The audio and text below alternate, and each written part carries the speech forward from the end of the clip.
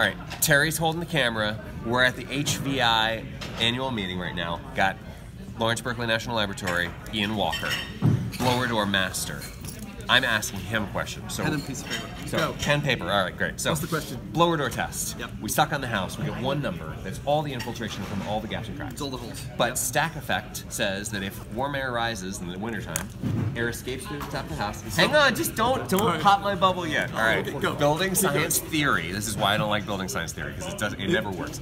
So air goes up, it goes out through the top, and then the house sucks in because it lost it. So if you air seal the top of the house, 50% of the air leakage, you actually get 100% air leakage reduction, even though the blower door wouldn't say it. Because it's still all right. So let's figure it out. All right, good. Show me. So I'm gonna make our house a box, right? Okay, come in here and see this. Right.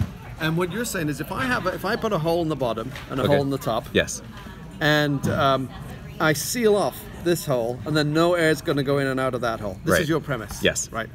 That would be true if there are only ever these two holes. Okay. But a real house doesn't look like that. Okay. Right? I have seen houses that look something like, well, I mean, maybe, like lots and lots of holes at the top and lots of plaster walls, brick. Lots of little holes here, lots of little holes in the walls even. Yeah, all right. There's some. All right. There's holes here, these little cracks at the very, very bottom where the wall and the floor meet.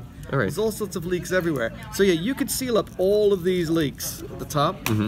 But there's enough leaks all over here, you would not stop the airflow. You would make it a lot lower. Okay. So you still might get some air in through the floor, but it's going to go out through the walls. Okay. And even if that wasn't true, I'm going to keep interrupting you till the No, that's good. I'm gonna keep trying to interrupt so you. If we look down on the house now, we're looking down, right? And all the leaks are only at the floor. Okay. Only have leaks in the floor. But then you've got some in this wall, some in this wall, some in this wall.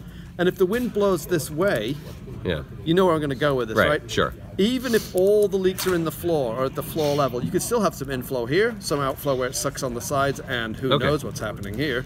So in my building science simulation, Terry, the wind does not blow. This is a perfect. Okay, in the windless world. Okay, good. Yeah, so in my mind, but proportionally, is it possible that what the blower door shows you got out of air leakage reductions actually is underestimating because of the fact that when you lose, you bring in. So you're asking a bigger question. Like it's not just how big the holes are, but it's where they are on the home that matters. Are they in the floor? Are they in the ceiling? Are they in the walls? That absolutely matters. And if you want to pick the leaks to fix first, to have the biggest impact, particularly in a 2- or 3-story house, you probably want to go for the leaks at the bottom and the leaks at the top, because as you say, the stack effect is going to have the biggest effect on the holes that are nearest the top and nearest the bottom. It's a little tricky for the wind though, because if you've got a crawl space, that tends to average the pressures, and an attic averages the pressures. So it makes it, interesting. Okay. So let's go back to the wind not blowing. But generally speaking, you're right. Get the leaks at the top and the bottom of your house first, because that's going to reduce the stack effect proportionally more.